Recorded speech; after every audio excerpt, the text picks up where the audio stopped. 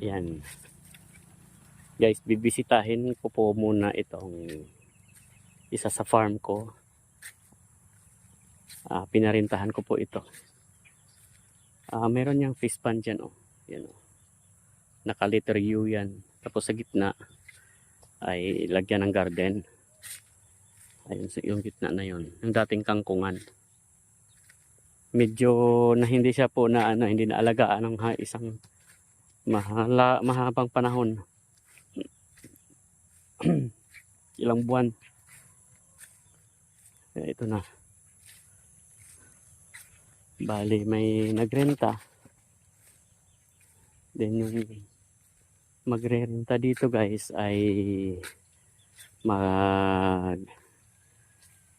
hito at saka magtilapia.